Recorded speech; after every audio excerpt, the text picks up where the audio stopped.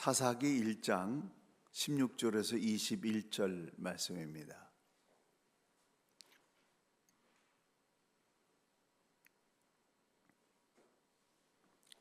사사기 1장 16절에서 21절.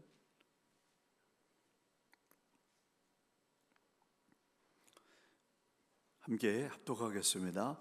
모세의 장인은 겐 사람이라 그의 자손이 유다 자손과 함께 종려나무 성읍에서 올라가서 아랏 남방의 유다 황무지에 이르러 그 백성 중에 거주하니라.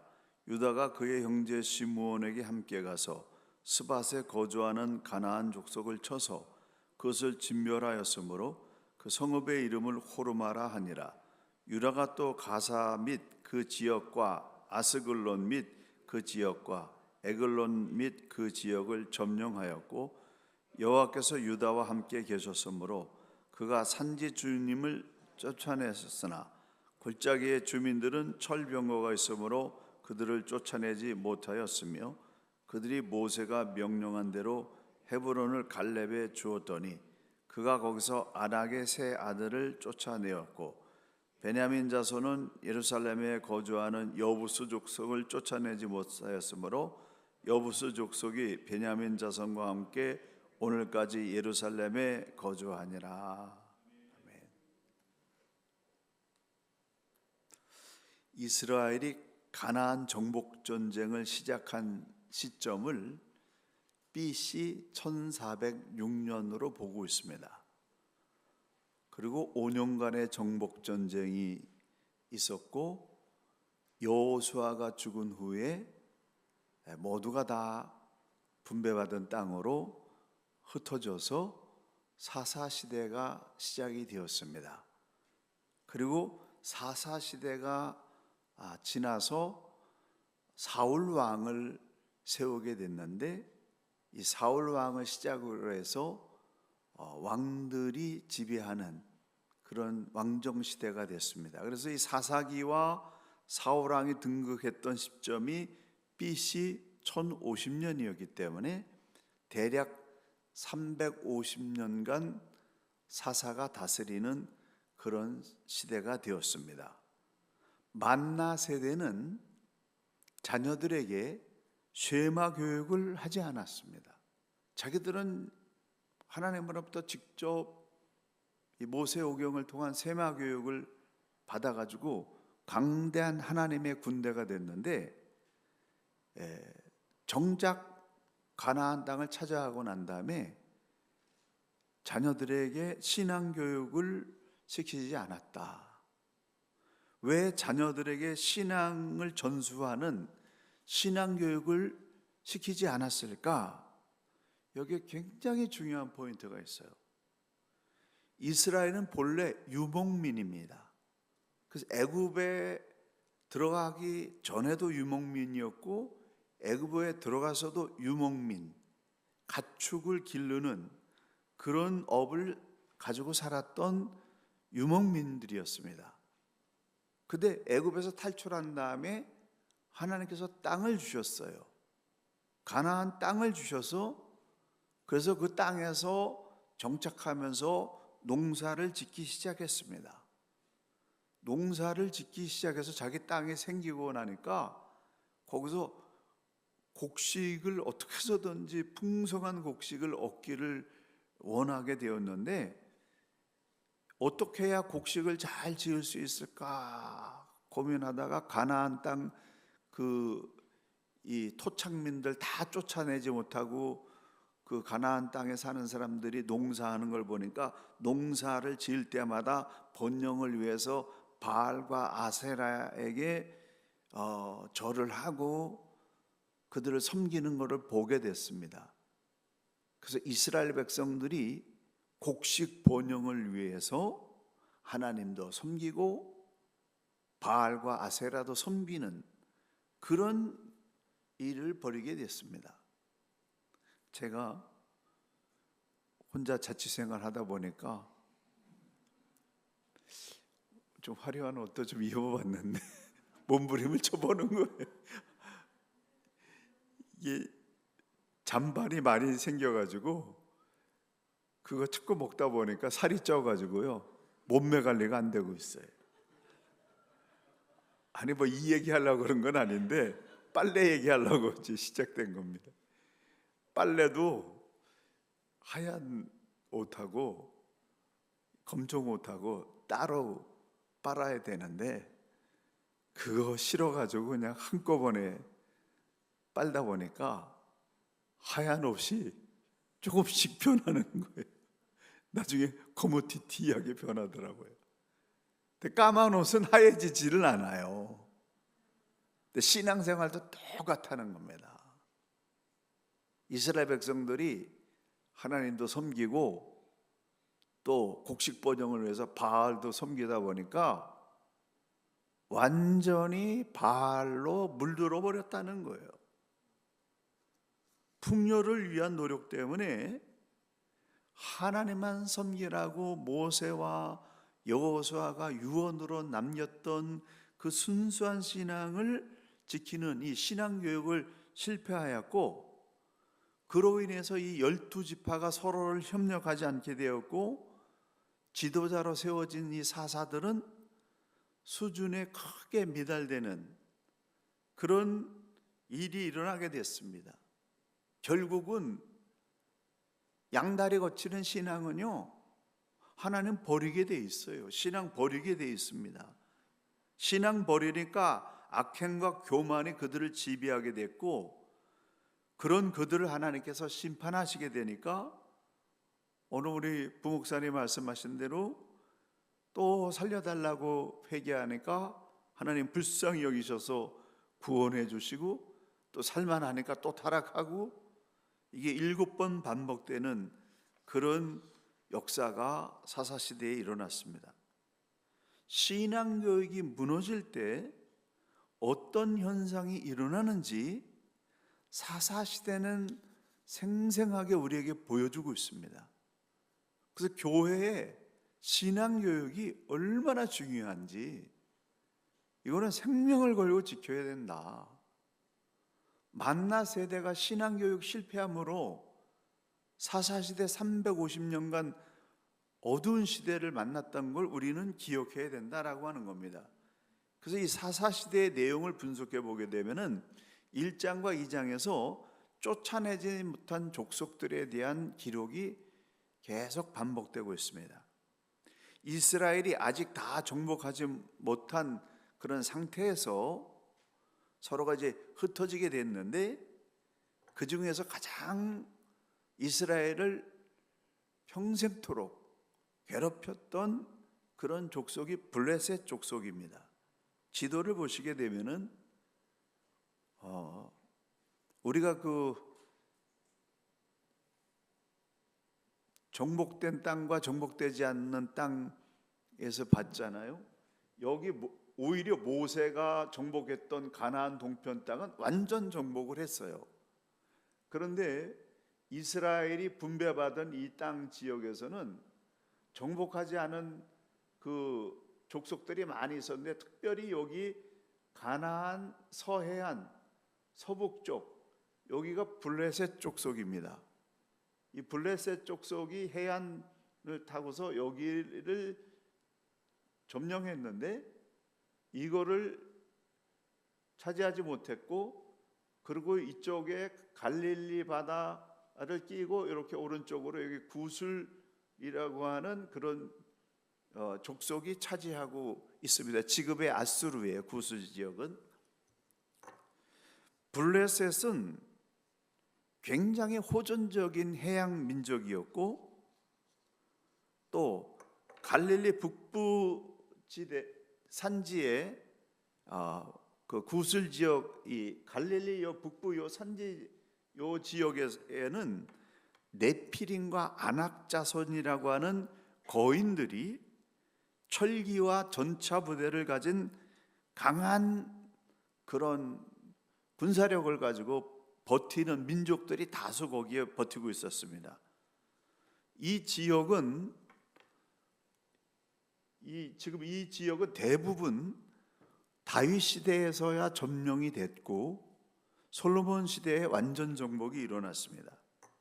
그런데 다윗 시대에 이 블레셋 지역을 점령하게 됐는데, 그런데 이 지역의 패권자가 됐던 유대인들이 계속 저 지역을 다스리다가 AD 70년과 AD 135년에 로마에 치열하게 항쟁하는 것으로 AD 70년에 이제 유대인들이 로마에 의해서 망하고 잠깐 독립전쟁을 하고 있다가 135년에 다시 한번 항쟁하다가 로마에게 완전히 멸망을 당해가지고 이 로마 군들이 유대인들, 다른 민족보다 이 유대인들을 얼마나 철저하게 저항하는지 괴로움을 당해가지고 로마 군인들이 도시를 철저히 다 파괴해버리고, 그리고 유대인들을 로마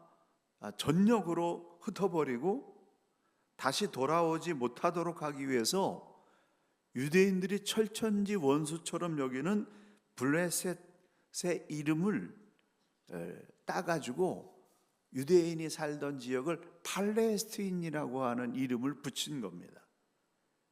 유대인이 쫓겨난 이 팔레스틴 지역에는 아랍계 사람들이 들어와서 살게 되었고, 그래서 과거의 블레셋 사람들과 현재 팔레스틴에 살고 있는 사람들은 혈통적으로는 직접적인 연관은 없는 사람들입니다.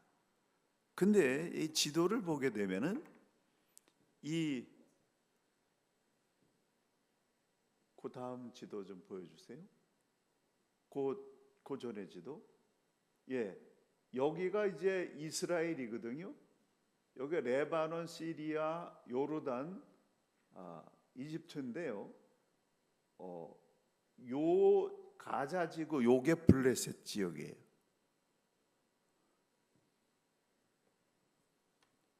(3400년) 전에 일어났던 그 다음 사진 한번 보여주시겠어요? 지금 요 가자지구는 철저하게 이렇게 철책망을 쳐가지고 개토화하고 있는데, 여기서 하마스 근거지가 돼가지고 지금 엄청난 싸움을 하고 있지 않습니까? 3400년 전에 역사가 다시 지금 반복되고 있어요. 근데 유대인들은 구약 사상에서 벗어나지 못해가지고 아주 진멸하려고 지금 철저하게 1m씩 파괴하면서 부숴 들어가고 있고, 팔레스타인 사람들은 99.8%가 이슬람 시아파 교도들입니다. 이슬람 거의 100%가 이슬람 사람들이에요. 그래서 유대인들도 또 팔레스타인 사람들도 결단코 이게 용납이 안 되는 거예요, 서로가. 그래서 이 두 나라 간의 지도자들이 평화를 추구하려고 하는 그런 지도자들은요, 다 암살당해서 죽었어요. 지금 인류의 가장 아픈 손가락이 되고 있고 인류의 기도 제목이 되고 있습니다. 구약 시대에 3400년 전에 해결하지 못했던 그 문제가 지금도 일어나고 있는데, 그걸 위해서 예수님이 오셔서 보혈의 피를 흘리셨고 예수님의 평화로, 예수님의 사랑으로 이 문제가 해결돼야만 가능성이 있는데, 한쪽은 거의 100% 이슬람, 한쪽은 철저한 구약 사상, 진멸하려고 하는, 용서가 없는 이게 부딪히고 있어서 정말 이거는 인류의 아픈 손가락이요 기도 제목이다. 여기에 예수 그리스도의 보혈의 피가 흘려서 평화가 일어나는 기적이 일어나도록 우리는 끊임없이 기도해야 될 줄로 믿습니다. 신앙교육이 소홀해짐으로 말미암아서 여호와 하나님을 알지 못하는 세대가 일어나고 그들에게 엄청난 불행이 반복되는 것을 보게 됩니다. 2장 7절부터 보게 되면은 여호수아가 사는 동안과 그리고 여호수아에 생존한 장로들이 있을 때까지 이스라엘은 신앙적으로 하나님을 섬기는 일을 버텨낼 수 있었는데, 근데 그 장로님들마저 다 죽고 하나님을 알지 못하는 세대가 일어남으로 말미암아서 영적인 암흑기가 찾아왔다는 겁니다. 그 후에 일어난 다른 세대, 즉 하나님께서 행하신 큰 일을 보지 못한 세대는 여호와를 알지 못했습니다. 만나 세대가 그 자녀들에게 신앙 교육을 소홀히 했기 때문에 그 다음 세대는 여호와 하나님을 알지 못하고, 그래서 자기 마음대로, 자기가 옳다고 생각하는 대로, 자기 소견대로 행동했다라고 하는 것은 모든 사람이 다 자기가 옳게 생각하는 대로 어떤 절대 진리, 절대 기준이 없이 그렇게 생활하기 때문에 화합이 되지 않고 끊임없는 분쟁이 반복된 겁니다. 하나님께서 이들을 깨우치고 바로 세우기 위해서 징계와 용서를 되풀이하셨지만은 이스라엘은 이방 족속의 학대와 억압을 받을 때만 하나님을 찾았고, 위기에서 벗어났다 생각하게 되면은 다시 죄악으로 되돌아가는 그런 모습을 반복했습니다. 그래서 하나님께서 이스라엘 백성들을 깨우시기 위해서 시대마다 사사들을 세웠는데요, 이 사사로 쓰임 받았던 사람들의 면면을 간략하게 분석해 보게 되면은 유다 지파에서 온니엘이라고 하는 사사가 일어나서 메소포타미아 구산 리사다임 왕을 물리쳐서 40년을 다스렸습니다. 베냐민 지파 에훗이 일어나서 모압 에글론 왕을 물리치고 80년의 평화를 누렸습니다. 삼갈은 어느 지파 사람인지 나와 있지 않지만은 블레셋 사람 60명을 물리쳤다. 사사기 3장 31절에 딱 한 구절 삼갈에 대해서 나와 있습니다. 에브라임 지파의 두보라가 일어나서 가나안 야빈 왕을 물리치고 40년을 다스렸습니다. 므낫세 지파 기드온이 일어나서 미디안 연합군 격파하고 40년을 다스렸습니다. 이사갈 지파의 돌라가 사사가 되어서 23년을 다스렸습니다. 길르앗 사람 야일이 일어나서 22년을 다스렸고, 길르앗 사람 입다가 암몬을 물리치고 6년을 다스렸고, 유다 지파 입산이 7년, 스불론 지파 엘론이 10년, 에브라임 지파 입돈이 8년, 단 지파 삼손이 브레셋을 물리치고 20년을 다스렸습니다. 우리가 기드온 시대에 대해서 주일날 우리가 함께 말씀을 나누었습니다만, 기드온이 300명의 용사를 가지고 13만 5천 명을 물리쳤습니다. 그러자 이스라엘 백성들이 큰 해방의 기쁨을 누리면서 기드온을 왕으로 세우려고 했습니다. 왜 왕으로 세우려고 했을까요? 하나님은 왜 왕을 허락하지 않으셨을까요? 하나님께서 직접 다스릴 때는 사람들 간에 서열이 없었습니다. 모두가 평등했습니다. 그리고 평화가 흘렀고 인격적인 존중이 상실되지 않았습니다. 왕이 되게 되면 상하가 구분되게 되고, 왕을 위해서 백성들이 살아야 되고, 왕의 종으로 살아야 되기 때문에 하나님께서 사사를 두어서 그 사사를 통해서 하나님이 다스리는, 그래도 평화가 일어날 수 있도록 이스라엘 백성들이 하나님을 잃어버리지 않는다고 한다면 어느 누구도 건드릴 수 없는 평화가 임하도록 하나님이 그렇게 하셨다는 거예요. 근데 이스라엘 백성들은 자꾸 왕을 달라고 합니다. 왜 왕을 달라고 했냐면은 하나님을 섬기고 싶은 마음이 없었기 때문에. 이스라엘은 기드온을 왕으로 세워서 편하게 살고 싶어서 그렇게 했다는 거예요. 그들의 마음 중심에는 하나님을 섬기고 싶은 진심이 없었습니다. 왕을 원하는 이스라엘에게 하나님께서 사무엘 시대에 사울 왕을 허락해 주시면서 이제 왕정 시대가 시작되지만 그 내용은 주일날 자세하게 말씀드리겠습니다.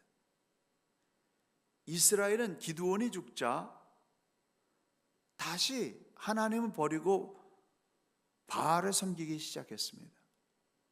쉽게 살고 싶었고 쉽게 번영을 누리고 싶었습니다. 바알을 섬기면서 번영과 쾌락을 쉽게 누리고 싶었지 하나님을 섬기는 것 때문에 어떤 의무와 책임을 감당하려고 하지 않았다는 것입니다. 그래서 사사시대의 불행은 계속해서 더 깊어졌습니다. 여기서 우리가 점검해야 될 사항이 하나 있어요. 여러분, 우리가 교회를 통해 가지고 하나님 섬기는 그런 생활을 하려고 하면은 주일 예배 드려야 되고 목장 모임 해야 되고 11조 헌금 드려야 되고 기도 생활 해야 되고 말씀 교육 해야 되고 새벽 기도 안 나오시는 분들은 괜히 마음에 부담이 있고 뭐 여러 가지 불편한 게 많이 있어요. 그런데 그런 신앙적인 수고가 귀찮게 여기는 사람은 쉽게 신앙생활을 하려고만 합니다. 은혜 받기는 좋은데 주를 위해서 섬기고자 하는 그런 헌신은 싫어하는 거예요. 그런 모습은 이스라엘이 하나님을 섬기지 않고 바알을 섬기면서 쉽게 번영을 누리고 쾌락을 누리고자 하는 그런 모습과 너무나 닮아 있는 겁니다. 하나님을 섬기는 의무와 책임을 기꺼이 감당하는 수고를 할 때 거기서 아주 그냥 꿀물 나는 은혜와 축복이 쏟아지는 것인데 그런 수고를 하지 않은 채 바알과 아세라는 쾌락만 주거든요. 즐거움만 주거든요. 그걸 쉽게 섬기고 쉽게 복을 받기를 원해서 우상 숭배에서 벗어나지를 못했습니다. 기대에 못 미친 지도자들에 대해서 10장에서 12장 이어지고 있습니다. 야일이라고 하는 사사가 있는데 이 야일이라는 사사의 이력서는 이렇습니다. 그에게 아들 30이 있어. 아들이 몇 명이에요? 30명이 있어. 어린 낙이 30을 탔고 성읍 30을 가졌더라. 어린 낙이 30을 탔다라고 하는 것은 그 아들들이 매우 높은 지위와 신분을 가졌다는 뜻입니다. 또 성읍 30을 가졌다라고 하는 것은 이 30명의 아들들에게 성읍 하나씩 다 주었다. 사사의 신분을 이용해서 온 가족이 높은 지위와 신분과 권력을 차지했다는 의미입니다. 그래서 야일이라는 사람은 이스라엘의 그 하나님 섬기는 그거에 헌신한 것이 아니라 아들들 30명 잘 먹고 잘 살게 하는데 그 에너지를 썼습니다.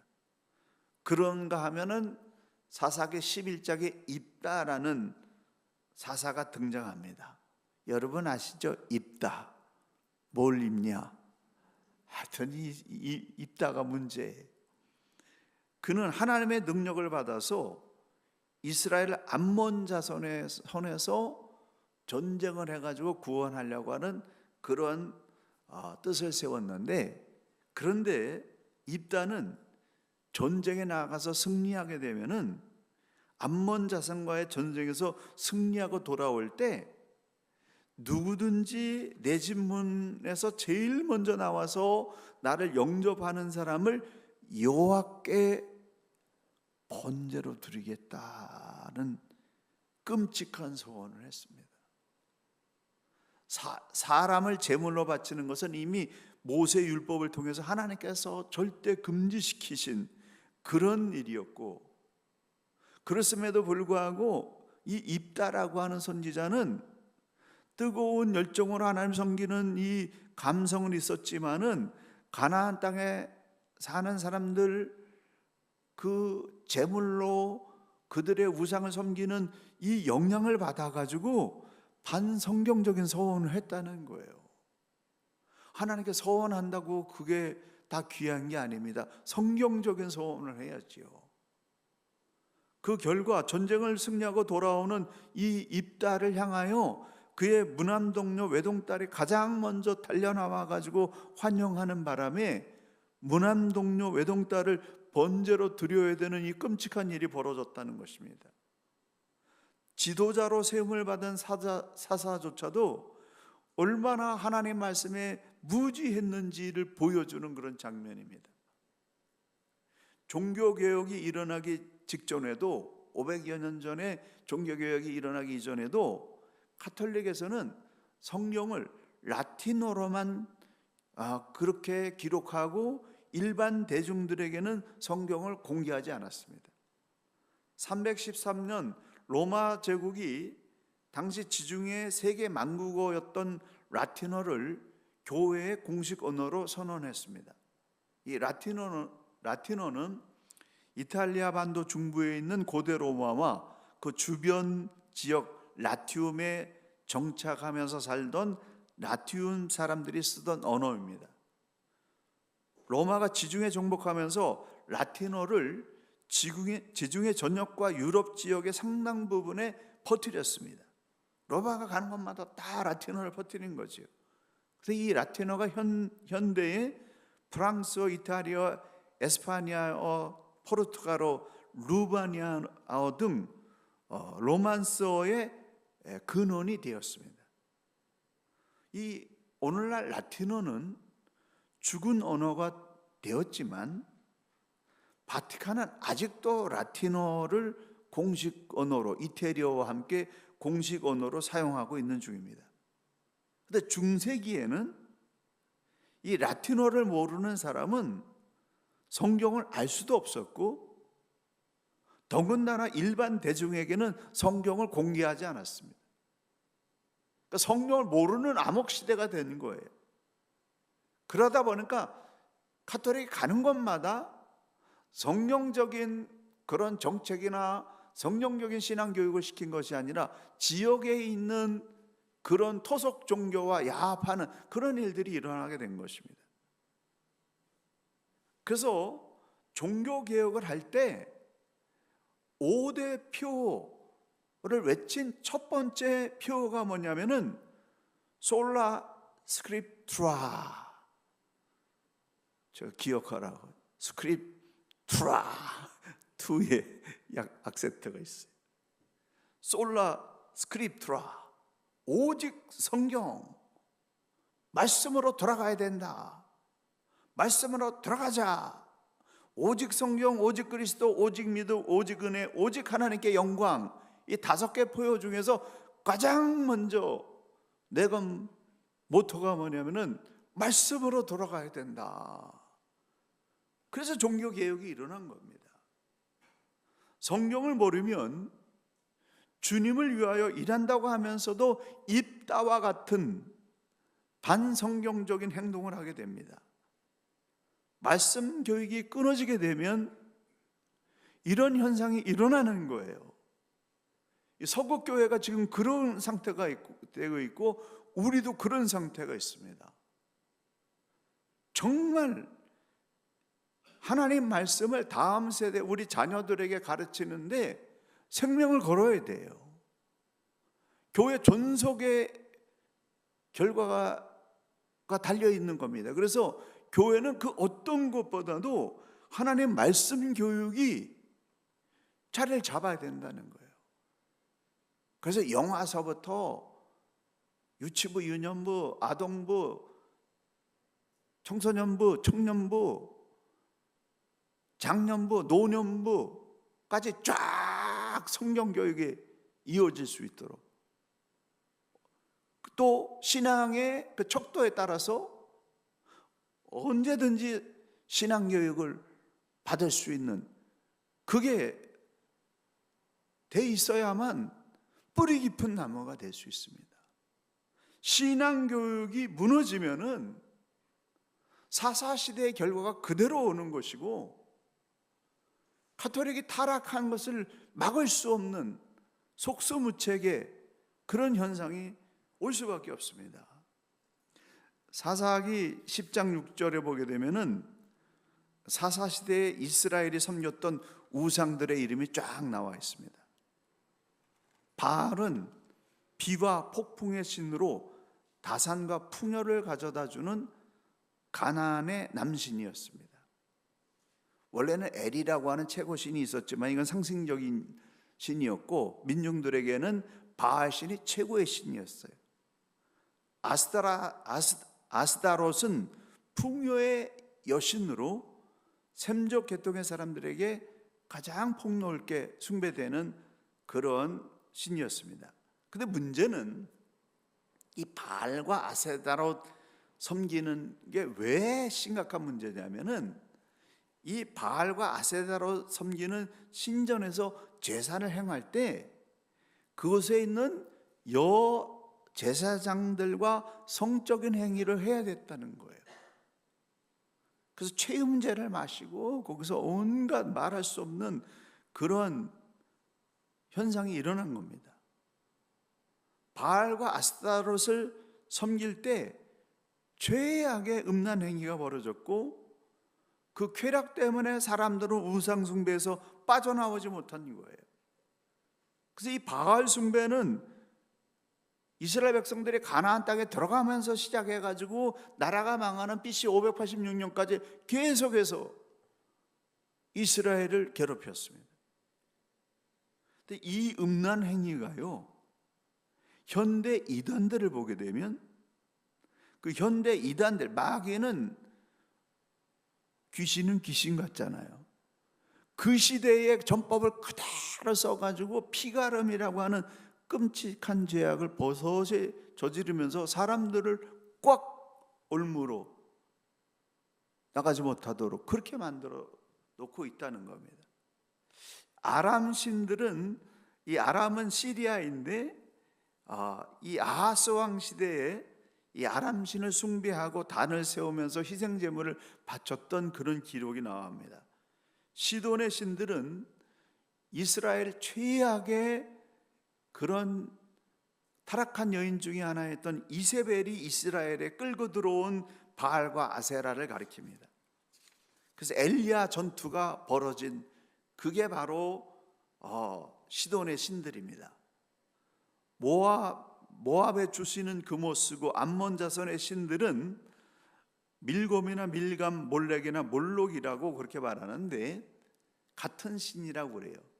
모압이 섬기면 그모스 신이고, 암몬이 섬기면 몰렉 신이 되는데, 그모스 몰렉 신의 문제는 뭐냐면은 제사 의식을 할 때 자기의 자녀를 불로 통과해서 불태워서 인신제사를 지르는 끔찍한 그런 행위를 했다는 거예요. 그래서 하나님께서 이렇게 전적으로 타락한 가나안 7족속은 협상하지 말고 다 진멸하라, 그렇게 말씀하신 이유가 있었던 것입니다. 블레셋 사람들의 신은 다곤 신인데, 상반신은 사람의 모양이고 몸통은 물고기 모양입니다. 물고기는 바다 사람들에게 있어서 생산과 번식의 상징입니다. 이런 이방신들의 의미를 볼 때 사람들은 번영과 쾌락 때문에 이방 우상 숭배에서 빠져나오지를 못했다. 제가 눈 둘 곳이 어디를 둬야 될지 민망할 정도로 정말 이 하나님을 왜 떠나지, 나만 섬겨라, 왜 그러세요? 하나님만을 섬겨야 순결하고 깨끗하고 거룩하게 살 수 있기 때문에 하나님 벗어나면 이런 역사들이 인간 사회를 물들이는 것입니다. 이스라엘은 정작 자기 자신들을 구원해 주신 하나님을 섬기지 않았고 눈에 보이는 온갖 우상 숭배들에게 사로잡혀서 이렇게 영적인 우매한 일들을 자행하는 답답한 모습을 보여주고 있습니다. 마지막 사사로 사사기 13장 16장에 삼손이 등장합니다.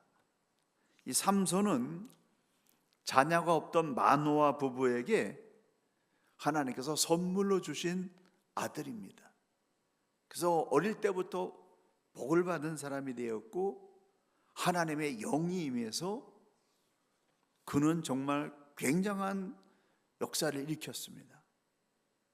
이 삼손에게 맡겨진 두 가지 과제는 첫째, 이스라엘을 블레셋으로부터 해방시키는 것이고 둘째, 이스라엘에서 온갖 우상 숭배를 없애버리는 하나님만 섬기는 민족으로 개혁하는 일, 이 두 가지 사명을 가지고 사사가 되었는데 삼손은 블레셋과의 전쟁에서 여러 번 승리하면서 20년 동안 사사를 다스리면서 참 하나님의 역사를 일으킬 뻔하고 종교개혁을 할 뻔했는데 그런데 블레셋 여인 드릴라에게 빠짐으로 말미암아서 하나님을 섬기는 것과 드릴라를 섬기는 것 이 사이에서 갈등하다가 무너지고 말았습니다. 이런 모습은 사사시대 이스라엘 백성들 모습이요 또 오늘날 우리들의 모습이기도 합니다. 하나님만 섬겨야 되는 이유가 무엇인지를 삼손이 또 우리에게 보여주고 있습니다. 사사시대의 사회상을 17장에서 21장에 보여주고 있는데 이제 사사시대가 깊어지면서 하나님의 말씀의 능력이 점점 소멸되어지고 하나님의 말씀을 붙잡고 사는 사람들이 없어지게 되니까 어떤 현상이 일어나게 되느냐? 사사기 17장 18장에 미가라는 사람이 나옵니다. 살 곳을 헤매던 한 레위인이 미가 집에 찾아 들어가게 됐는데 미가는 그 이름 없는 레위인을 자기 개인의 제사장으로 세워서 자기 자신만을 위해서 복을 빌게 했습니다. 그래서요, 이 타락한 모습 중에 하나는 뭐냐면 종교를 사유화해 가지고 자기 기업을 위해서 자기 가정만을 위해서 그렇게 예배드리는 거, 이것도 이 미가의 모습하고 다르지 않다. 사사시대의 레위인들이 어떻게 살고 있는지를 미가가 보여주는 슬픈 단면입니다. 정말 신앙을 사유화하려고 하는 그 모든 모습들은 하나님을 기쁘게 할 수 없습니다. 사사시대 사람들은 레위인들이 생계를 꾸려갈 수 있도록 재물을 내놓지 않았기 때문에 그 결과로 제사장과 레위인들은 스스로의 생계를 꾸려나가기 위해서 떠돌아다니거나 다른 직업을 가졌습니다. 정말 그 목회를 하면서 가장 그 불같은 은혜가 임했고 소망이 넘쳤던 거는 저를 포함해 가지고 모든 부서에 풀타임 사역자 4명을 뒀어요. 그래서 저하고 풀타임 사역자가 5명이에요. 그러니까 청년부 100명, 중고등부 100명, 그 다음에 소년부 100명, 주일학교 100명. 그래서 교육부서가 400명이고 그리고 장년이 400명에서 450명, 완전히 50대 50의 균형을 이뤘을 때 거기서 많은 인재들이 성장하고 교회가 전 세계의 교회들하고 함께 교제를 나누고 뭐 역사를 이루는 그런 시절이 있었어요. 그래서 말씀 교육이 교회를 얼마나 강대하게 하는가. 정말 힘을 다해서 지금 우리는 이 자녀 교육에 힘을 쏟아야 됩니다. 1순위로 그걸 삼아야 돼요. 여러분, 청년회가 산다고 생각해 보세요. 청소년부가 막 부흥한다고 생각해 보세요. 부모들이 다 나오지 않아요. 그럼 교회는 저절로 부흥되게 되어 있습니다. 그리고 1세대들이 말씀을 사모하면서 모이면 말씀을 나누고, 카페에 가서 만났을 때 그냥 세상 얘기 하느라고 정신없고 그러다 욕하고 헤어지고 그런 게 아니고, 카페에서 만났을 때 내가 이번 주일날 하나님 말씀 읽었을 때 이런 감동이 있었고, 우리가 설교를 들었을 때 이런 감동이 있었고, 또 하나님 말씀대로 샀더니 이렇게 역사하셨다라고 하는 그런 영적인 교제가 일어나야 된다는 거예요. 그거는 말씀이 중심이 되면은 그것이 가능해집니다. 말씀이 주일학교에서부터 청장년 논회까지 다 이루어지게 되면, 주일날 저녁에 집에 가게 되면 영적인 대화가 세대를 초월해서 이루어지는 거예요. 그러니까 감격이 있는 거죠. 그러니까 통하게 되는 거예요. 곁길로 갔다가 다시 돌아갑니다. 이게 사사시대에 말씀이 없으니까 이런 일이 일어나게 됐는데요. 근데 사사기 19장 21장에 보면 더욱 암울합니다. 한 레위인이 있었는데 첩을 뒀어요. 또 그 첩하고 그 첩이 도망갔다가 그 친정집에 가서 데리고 오는 그런 과정에서 기부하라고 하는 지역을 지나가다가 그 불량배들이 그 레위인의 첩을 죽였습니다.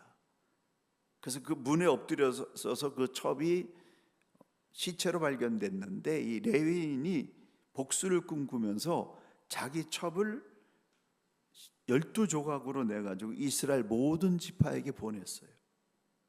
이 일로 인해서 베냐민 지파와 나머지 11개 지파가 전쟁을 벌이게 됐는데, 뭐 광분할 일도 아니에요, 사실은.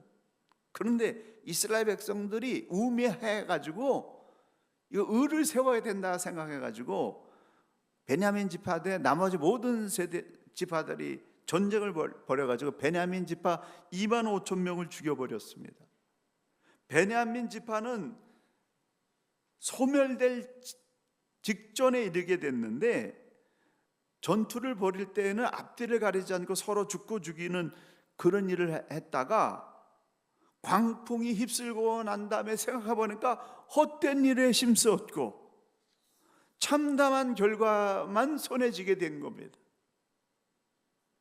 사사기 사건들과 인물들은 말씀에 근거해서 공의와 정의를 실천한 것이 아니라, 많은 사람들이 말씀이 없으니까 자기의 소견대로 판단하고 결정했습니다. 말씀이 없으니까 진리가 없는 것이고 판단 기준이 없는 것이기 때문에 모든 사람이 각자 소견대로 엉망진창이 되어버렸다는 것입니다. 말씀 교육에 실패하니까 하나님의 백성으로서의 기본이 지켜지지 않았고, 하나님의 중심을 잡지 못한 이스라엘은 이런 참담한 결과를 낳게 됐습니다. 제사장 나라 거룩한 백성으로 세워져야 되는 이 백성에게는 하나님 백성으로서의 모델, 그 영광의 빛 전혀 드러나지 않고 정말 처참한 그런 민족이 되어버렸습니다. 그래서 사사기가 주는 교훈은 무엇입니까?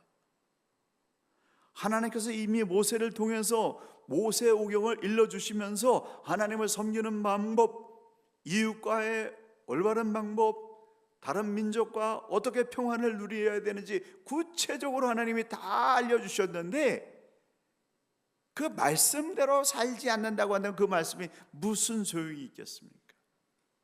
오늘 하나님께서 우리에게 분명히 구원의 길을 열어주셨습니다. 어둠에서 빠져나올 수 있는 그런 방법도 다 알려주셨습니다. 근데 우리가 그것을 따라가지 않는다고 한다면 그 말씀이 나와 무슨 상관이 있겠습니까?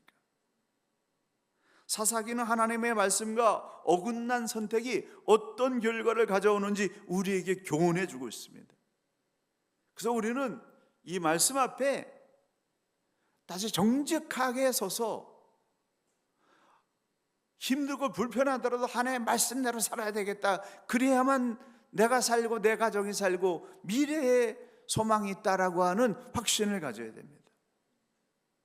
말씀 교육, 그리고 말씀대로 사는 삶이 신앙의 생명줄입니다.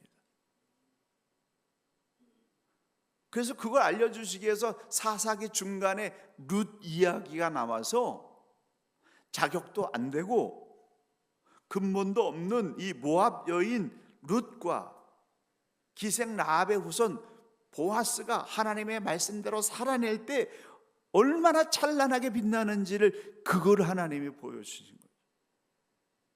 그러므로 우리는 말씀을 배우고 익히고 늦지 않았어요. 다시 시작할 수 있습니다. 말씀대로 사는 일에 승리해서 이 시대에 주님의 영광을 찬란하게 빛내는 귀한 인생, 귀한 주님의 교회 되어지시기를 예수님의 이름으로 간절히 축원합니다. 기도하시겠습니다.